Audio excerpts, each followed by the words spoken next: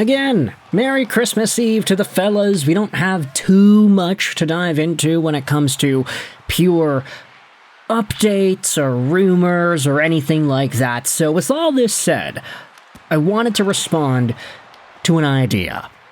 One that I came across on Twitter. Because all the best ideas come from Twitter.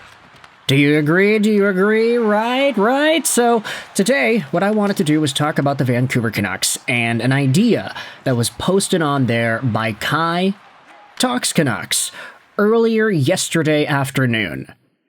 Take a look at this tweet made by Kai. He went out there and said that the Vancouver Canucks need to trade Elias Pettersson simply because of the hatred people feel for him in this market. He needs a chance to rewrite his story elsewhere. It's not just Twitter. Every person who brings him up to me in public absolutely despises him. It is not a viable relationship anymore. It's gotten to a point where even the mere suggestion that he could resume his scoring ways results in dozens of hateful, angry name-calling replies. You don't even need to defend EP40 for all of Twitter to jump down your throat. Just mention his name in a non-negative way. Kai says, I do believe that he will take his chance at a fresh start and run with it, much like Zegras in Philly. I hope for his sake that he waves to go wherever they want to send him. Buffalo? Sure. Him and Tage would be a great one too. He just needs out of Vancouver. It's not healthy. Now, before we dive into any of the replies, I wanted to just chip in with some of my own insight or perspective or whatever, because I do understand and, to an extent, even agree with what Kai is talking about here. Not specifically the idea that PD needs to be traded, but the idea that fans in this city are done with the guy. Like, it's been this way for, I'd say, over a year. Ever since he signed that contract in February of 2024, that was when I think a lot of people's brains started to click that, okay, he's an $11.6 million player. This is a guy that needs to play up in that territory for the majority of this contract, and if he doesn't do that, then he's overpaid. I think at this point, we can definitely say that Elias Pettersson is overpaid, but the contract itself, based off the body of work that Pettersson had provided up to the contract, was fair. Yeah, the guy was a 100-point superstar at 24 years old. What do you want? Like, this guy going out there and scoring all the points that he did, looking as lethal, dangerous, creative, magical with the puck as he was, like, yeah, you take a bet on a guy who was a 100-point center as a 24-year-old with budding defensive qualities and a Pavel Datsyuk-like touch in the offensive zone. You take that bet, and you try to run with it. The problem is, Elias Pettersson's contract extension came at a time where he was already starting to feel the effects of that knee injury, and he was already starting to slow down. By the time PD got the contract signed to the dotted line, he had already declined in point production. JT Miller had taken over as the team's top scorer and the inevitable 100-point guy, and Quinn Hughes took over as the best defenseman in the NHL, a ceiling which we had yet to actually see the peak of. I would still sit here and argue that Quinn Hughes was better last season than he was in the year that he won the Norris Trophy. He just decided to turn it on in a year where Vancouver needed him most, really.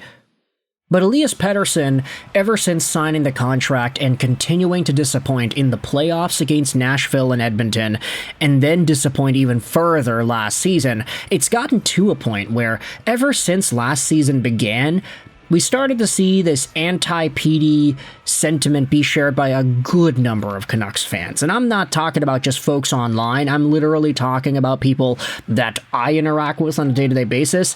And I don't want to make it seem like I'm super popular or whatever, but I do my fair share of going around the city and playing hockey games, either floor hockey, ball hockey, now ice hockey these days. Lots of drop-ins, lots of interacting with whomever it is that's there, and I'd say that the number one consistent thing that I see amongst Canucks fans is a pretty strong opinion on Elias Pettersson. One way or the other. You've got fans that will defend the guy, you've got fans that absolutely won't.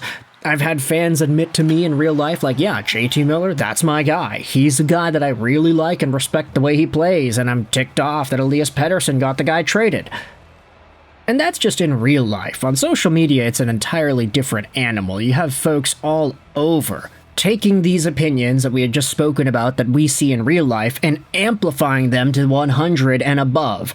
Pettersson is this, Pettersson is that, he'll never be a star, he'll never be good enough to lead this franchise, he'll never be whatever, he's never going to be Henrik Sedin.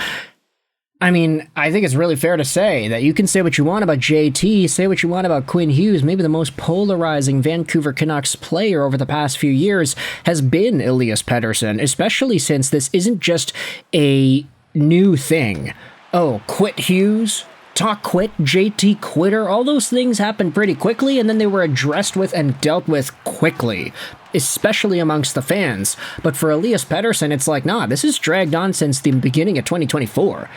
It's been almost 2 years of Pettersson not being good, or at least not being good enough to justify the $11.6 million cap hit. I don't want to make it seem like he is not NHL worthy. He's definitely good enough to play as a top 6 center.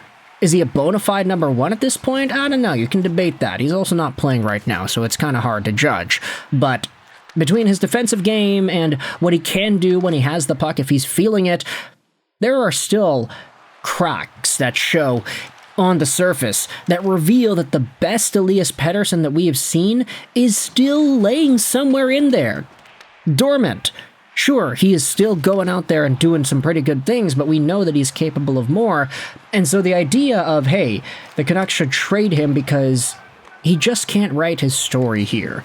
He can't do what he needs to do in this market because the folks that cheer for this team, that buy the jerseys, they don't believe in him.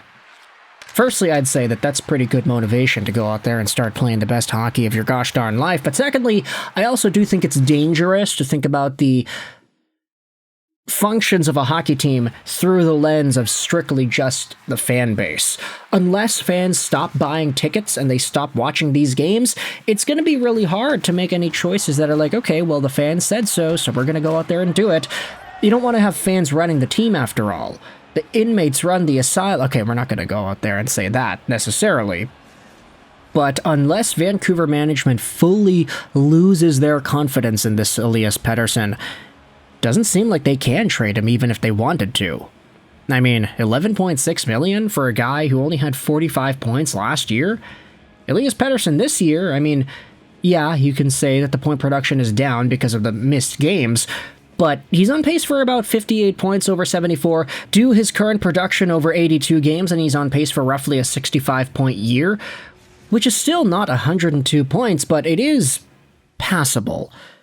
Maybe not as an $11.6 million center, but as a first-line center with good defensive responsibility two-way. I think the bulk of Canucks fans just need to accept the fact that the guy's making too much money, and also just try to see the value in what he brings, rather than wishing that he was a 100-point superstar every single year. I don't think he's capable of doing that anymore. But hey, if he gets traded to Buffalo and then he starts putting up 100 points back to back to back to back, then okay, I'll say I'm wrong. That is very fair. But with all that said, you can let me know your thoughts in the comment section below. How do you feel about the idea of trading Elias Pettersson and doing so because this market just can't get behind him anymore?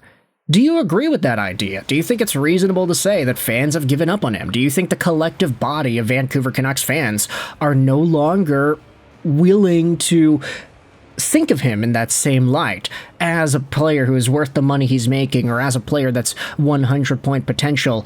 It's kind of a shame because Elias Pettersson was never his best during the course of this contract's existence, but hey, that's the script we were given, right? So, thoughts in the comment section below. I hope you enjoyed this video.